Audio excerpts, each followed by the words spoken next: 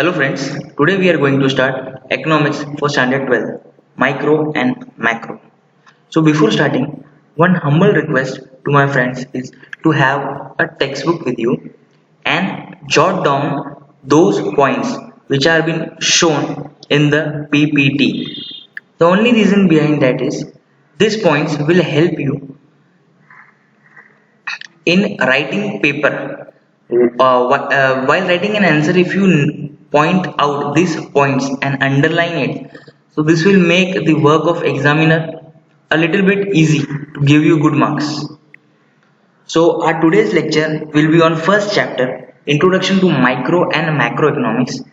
So our today's lecture will be like we will have a two language conversation. First will be English. The only reason behind that is you are going to write your exam in English, right? And in Hindi to have a conceptual clarity about the topic. So let's get started.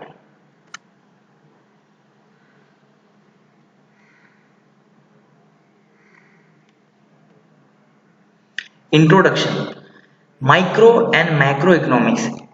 जिस तरह आप देख रहे हो side में लिखा है एक फ्लो चार्ट के थ्रू कि modern economics theory micro and macro economics. So first I will have a gist of the points, then I will explain you in Hindi. Micro and macroeconomics are two branches of economics. Micro is like small and millennium part. Basically what happens, and macro is large. The term was coined in Norwegian economics Wagner Frisch of Oslo University in 1933. So दोस्तों basically क्या होता है कि जो economics के branches हैं वो दो टाइप में है, एक मैक्रो और एक माइक्रो. माइक्रो बेसिकली दोस्तों छोटा होता है, इंडिविजुअल होता है, ज़्यादा मेहनत नहीं करता है, मतलब लिमिटेड होता है इसको. अगर हम किसी सेंसस निकालें किसी जंगल का तो हम उसमें एक स्पेसिफिक ट्री के बारे में पढ़ेंगे, लेकिन अगर वही हम मैक्रो पढ़ रहे हैं MACRO तो हमारा जो सब्जेक्ट स्पेस है वो लार्जर हो जाएगा. एक एग्जांपल दूं, अगर मैं इकोनॉमिस्ट हूँ और मैं माइक्रो स्टडी कर रहा हूँ और मेरा टॉपिक है इनकम, तो मैं माइक्रो में इंडिविजुअल इनकम पे स्टडी करूंगा और मैक्रो में मैं वो इनकम नेशनल इनकम की स्टडी करूंगा. तो हम शुरू करेंगे इस पार्ट में माइक्रो इकोनॉमिक्स से. जिस तरह मैंने आपको बताया, micro economic means small part of a thing, deal with small part of national economy, study the economic action behavior unit such as individual producer, individual consumer, firm, the price of particular commodity or a factor. दोस्तों small part of things deal with small part, जिससे मैंने आपको बताया national income में small part एक जगह होती है उससे वो डील करते हैं.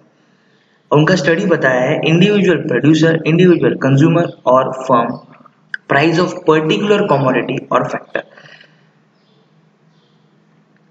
So दोस्तों keep this point noted and nail this. Any question you get on a microeconomic, you should throw this definition in that with a name of author.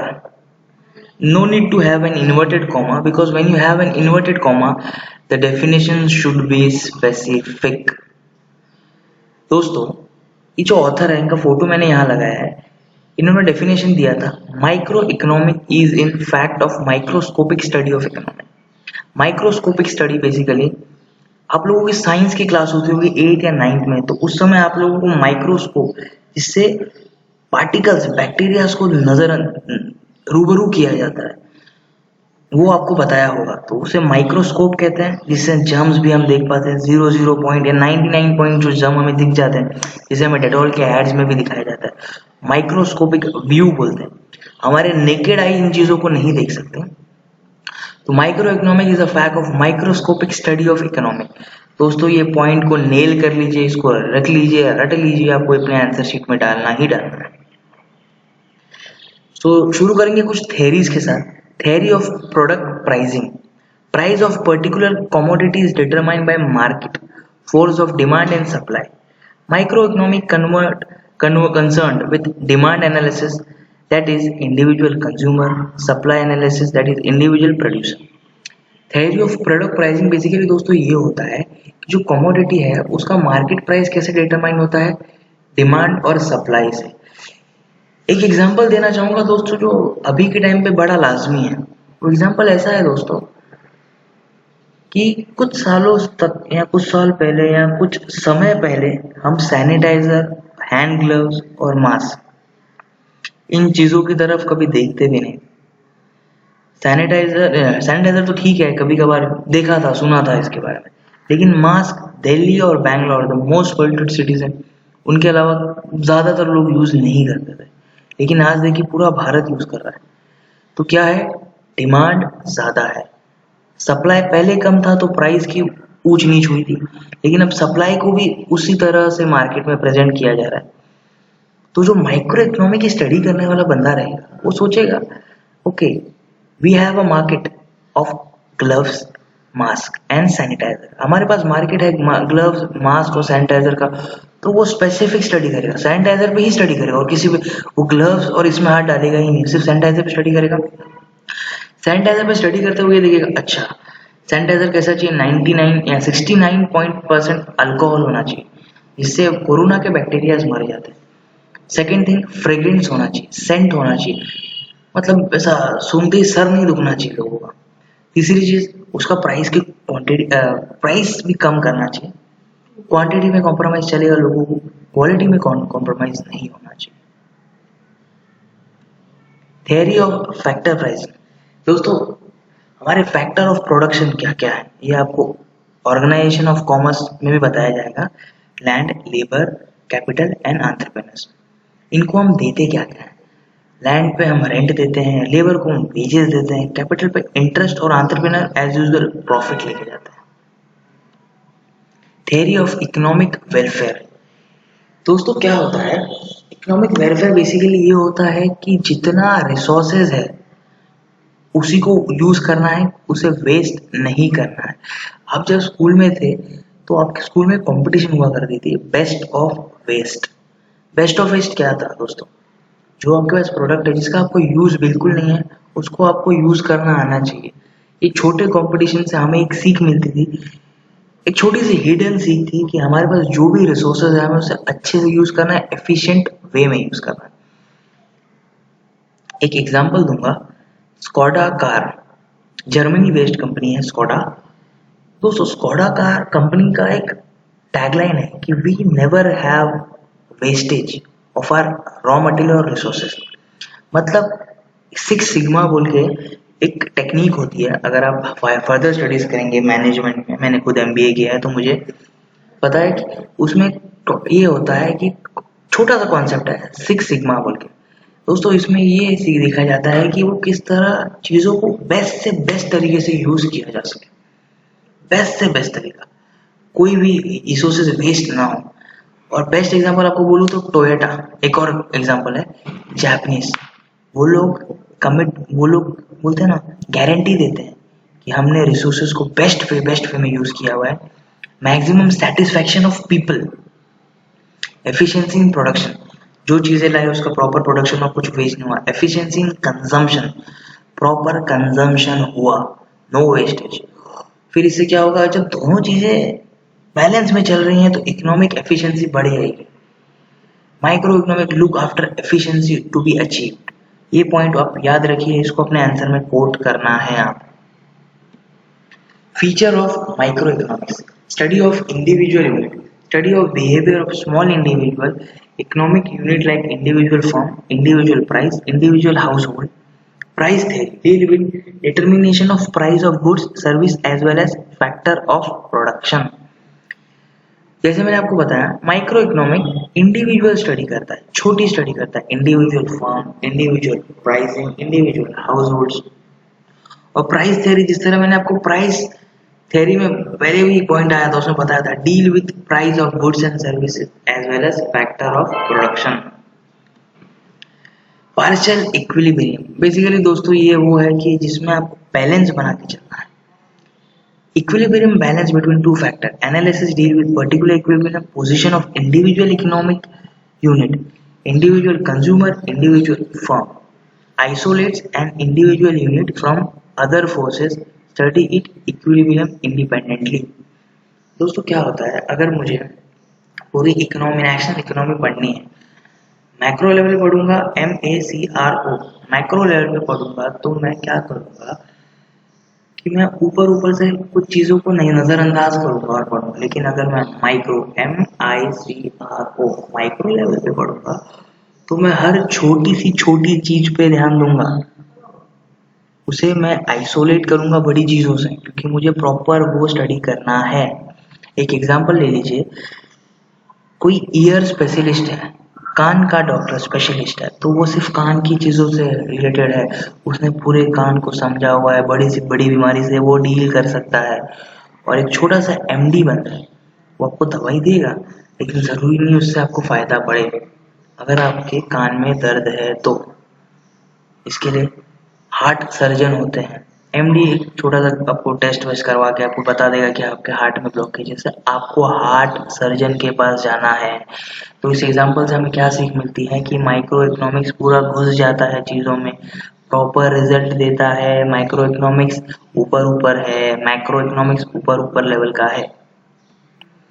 Based on certain assumption, other things remain constant. जिस तरह मैंने आपको बताया कि सब बाकी चीजों को आइसोलेट किया है, उस तरह स्टडी में अगर मैं इकोनॉमी के बारे में ही पढ़ रहा हूँ और मैं देख रहा हूँ कि इंडिविजुअल बंदा कितना कमा रहा है, तो मैं कुछ चीजों को कांस्टेंट करूंगा, assumption रखूंगा। कुछ चीजों को कांस्टेंट assumption कैसे रखूंगा, assumption मैं ऐसे रखूंगा कुछ चीजों को कि जैसे कि एंटरप्रेन्योर को बिजनेस प्रॉपर मिल रहा है, रॉ मटेरियल बराबर चल रहे हैं, उनका शॉर्टेज नहीं है, प्रोडक्शन हो रहा है। मेन थिंग डिमांड उतना ही है जितना वो बना रहे हैं, क्योंकि अगर रिटर्न अच्छा आएगा, एंटरप्रेन्योर को प्रॉफिट अच्छा आएगा, तो वो इंडिविजुअल को स्टेबल इनकम देगा। इसी तरह बहुत सारी चीजों को मैं कांस्टेंट रखूंगा। स्लाइसिंग मेथड, दोस्तों स्लाइसिंग क्या होता है, चीजों को स्लाइस में काटना। Divide the whole economy into small individual units, then study each unit separately in detail. हर एक यूनिट को सेपरेटली पढ़ने से अच्छा एक इंडिविजुअल से आइसोलेट करके पढ़ें। देखिए आप याद रखिए, जो ये फीचर्स है ना दोस्तों, ये पॉइंट घूम फिर के एक दूसरे से जुड़े हुए हैं। लिंक पकड़ लीजिए, एक छोटा सा वर्ड लाइन बनाइए और उसे याद रखिए। Example, individual income from national economy. Use of marginalism principle. Marginalism means changes brought in total by additional unit. Help in studying variable through changes. Producer and consumer take economic decision using the principle. Analysis of market structure, perfect competition, monopolistic competition and oligopoly. Marginalism basically दोस्तों ये होता है कि changes additional unit help in study variable through changes. Producer and consumer take economic, तो दोस्तों कैसा होता है ना, अभी मेरे पास जितना पैसा है मैं उतना ही खर्च करूंगा, और प्रोड्यूसर उतना ही प्रोड्यूस करने में इंटरेस्टेड रहेगा जितने का डिमांड है। फालतू में वेयर हाउस में स्टोर करके चीजों का नुकसान ही होने वाला है दोस्तों। इसी तरह माइक्रो इकोनॉमिक्स हमें एक चीज देता है कि डिमांड इतना आ सकता है, तो आपको इतना प्रोड्यूस करके रखना है, मार्केट के डिमांड को मीट करना है। मार्केट स्ट्रक्चर बेसिकली दोस्तों क्या होता है, परफेक्ट कंपटीशन। तो in monopoly, monopolistic competition and oligopoly, ये कुछ टाइप्स है कंपटीशन के। मार्केट के कुछ टाइप्स हैं। परफेक्ट कंपटीशन बेसिकली दोस्तों ये होता है कि जितना डिमांड है उतना सप्लाई होगा। मोनोपोली बेसिकली ये होता है कि एक ही बंदा है जो पूरे इकोनॉमी को कंट्रोल कर रहा है, वो जितना चाहता है वो उतना प्रोड्यूस करेगा। कभी कभी डिमांड ज्यादा हो लेकिन वो सप्लाई कम रखेगा, क्योंकि मोनोपोली है मार्केट में उसकी खुद की। लिमिटेड स्कोप, दोस्तों जिस तरह आप चीजों को कांस्टेंट रख रहे हैं, चीजों का स्कोप कम कर रहे हैं, या चीजों को आइसोलेट कर रहे हैं, तो आपका क्या होगा, लिमिटेड स्कोप होगा। जिस तरह अगर मैं प्रॉपर एक ट्री के बारे में किसी जंगल में पढ़ रहा हूँ, मैंने आपको पहले एग्जांपल दिया था, तो वो ट्री का फायदा जरूरी नहीं है सबको। अगर मैं पढ़ के किसी बैम्बू ट्री की स्टडी कर रहा हूँ, तो उसका फायदा किसको होगा, कैटरिंग सर्विस वालों को होगा, या फिर जो कंस्ट्रक्शन करते हैं उन लोगों को फायदा है। मेडिकल वालों को तो फायदा नहीं है ना। तो अगर मैं बैम्बू ट्री की स्टडी कर रहा हूँ तो मेरा स्कोप लिमिटेड है। तो इसमें मैं क्या क्या isolate, no study of inflation, महंगाई जिसे कहा जाता है, एक तरह का प्राइजेस बढ़ जाते हैं। पॉवर्टी, गरीबी और अनएम्प्लॉयमेंट, इन चीजों से रूबरू नहीं होता माइक्रो इकोनॉमिक्स। फिर importance of micro economics, price determination, how the price of different product and various factor of production are determined.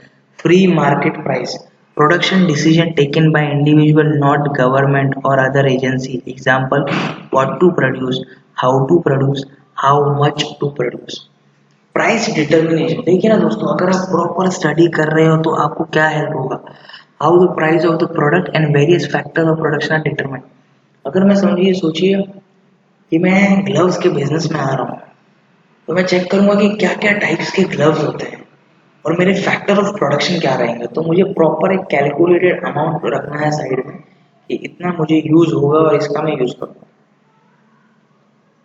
Production decision of individual है, जनाब मुझे अगर सैनिटाइजर बेचना है तो मैं इंडिविजुअली मार्केट में उतरूंगा, मुझे गवर्नमेंट से पूछने की कोई ज़रूरत नहीं है कि सर मैडम, या गवर्नमेंट मुझे बताएगी कि तुम्हें इतना प्रोड्यूस करना, नहीं, मार्केट फ्री है, मैं क्या प्रोड्यूस करूं, कितना प्रोड्यूस करूं और उसका प्राइस क्या रखूं, सब मेरे हाथ में।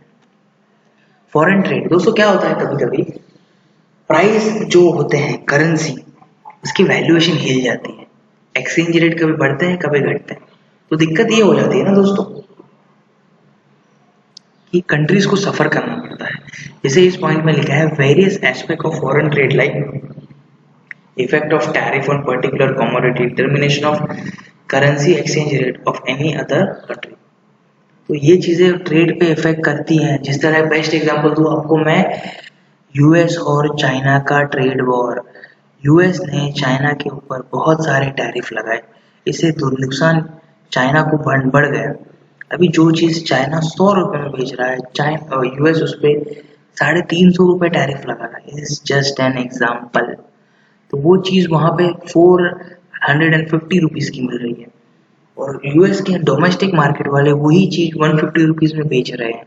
तो लोग चाइना के इंपोर्ट किए हुए चीजों को यूएस में खरीदेंगे कि लोग यूएस का चीज खरीदेंगे। इससे यूएस के डोमेस्टिक मार्केट को प्रॉब्लम नहीं हुआ, लेकिन चाइना की मार्केट सफर कर गई। इसलिए दोस्तों ट्रेड के समय फॉरेन ट्रेड भी बहुत इंपॉर्टेंट होता है। Micro economic model building, made valuable contribution by developing various term, concept, terminology, tool of economic analysis. Made value contribution means जो इकोनॉमिक डेवलपमेंट टर्म्स हैं, कॉन्सेप्ट है, ये चीजें उस पर वैल्यूएबल चीजों को जुड़ जाता है। इकोनॉमिक टूल्स एनालिसिस समझा जाती है एक micro economics. Business decision, few crucial business decision, cost of production, maximization of output and profit। दोस्तों अगर मेरा स्टडी प्रॉपर है, मैंने डिमांड स्टडी कर लिया, सप्लाई स्टडी कर लिया, फैक्टर ऑफ प्रोडक्शन स्टडी कर लिए, प्रॉपर सब चल रहा है, डिमांड भी होता है, मेरा प्रॉफिट मैंने कैलकुलेट किया, मुझे उतना प्रॉफिट हुआ है उससे थोड़ा ज्यादा हुआ, तो मतलब मेरा बिजनेस का डिसीजन सही हुआ। बस यही तो हेल्प किया मेरे को माइक्रो इकोनॉमिक्स ने। यूजफुल टू गवर्नमेंट, दोस्तों बेस्ट एग्जांपल दूं आपको मैं, बेस्ट एग्जांपल गवर्नमेंट का आयुष्मान भारत स्कीम। गवर्नमेंट ने माइक्रो लेवल पे स्टडी किया कि कौन सी बीमारियां हैं जिनको लोगों को बहुत प्रॉब्लम होता है। इस तरह गवर्नमेंट ने पॉलिसी बनाई कि प्रॉपर तरीके से ये चीजों को लोगों तक पहुंचाएं और लोगों को हेल्प हो, इससे उनको वोट भी मिलेगा और ये चीजें मतलब लोगों को भी हेल्प होगी, वेलफेयर होंगे। Allocation of resources promote economic welfare in society. दोस्तों सोचिए अगर जो मैंने प्रोड्यूस किया उसका उतना डिमांड आया, कोई भी चीज वेस्ट नहीं हुई, एंटरप्रेन्योर को प्रॉपर उसका प्रॉफिट मिल गया, इससे क्या होगा, एंटरप्रेन्योर का कॉन्फिडेंस और बढ़ेगा, वो क्या करेगा, वो और इन्वेस्ट करने के लिए दौड़ेगा, इससे क्या होगा, उसे ही हेल्प होगा और वो शायद और फैक्ट्री जोड़े और लेबर लोग उससे जुड़े, उसका डिसीजन सही हो रहा है बस। और ये गवर्नमेंट को भी बहुत बार यूज करती है चीजें, हेल्पफुल। बेसिक इकोनॉमिक वेलफेयर, दोस्तों देखिए सब सही चल रहा है, ऑप्टिमम यूटिलाइजेशन ऑफ रिसोर्सेज हो रहा है, बेस्ट एलोकेशन हो रहा है, सोशल वेलफेयर तो होगा ही। उसी तरह ये इकोनॉमिक वेलफेयर को बढ़ाएगा, लोगों को जॉब देगा, लोगों को प्रॉपर इनकम देगा। Thank you friends for giving us too much valuable time. I hope आपका ये टाइम वेस्ट नहीं हुआ होगा। So if you like the video please like, subscribe to our channel, and जो साइड में एक बेल आइकन है प्लीज उसे आप दबा दीजिए, क्योंकि हमारा आगे हम जिस तरह प्रॉब्लम चल रही है पैंडेमिक, तो हमारे चैनल ने ऐसा सोचा है कि हम बहुत सारी चीज़ें फ्री में स्टूडेंट्स को अवेलेबल कराएं। तो हम कोशिश करेंगे आपको ये चीज़ें फ्री में अवेलेबल हों। और दोस्तों प्लीज़ आपको कोई भी कॉन्सेप्ट समझ में नहीं आता है तो प्लीज़ आप उसे कमेंट सेक्शन में पॉइंट्स को जॉट डाउन कीजिए। हम आपको चीज़ें आप इन आपके डाउट्स पे एक लेक्चर रखेंगे, हम लाइव सेशन होगा, या फिर हम इसी तरह स्लाइड्स में आपको चीज़ें आपके डाउट आपके नेम के साथ आपको आपके डाउट बताएं, आपके डाउट का सोल्यूशन देंगे वहाँ पे।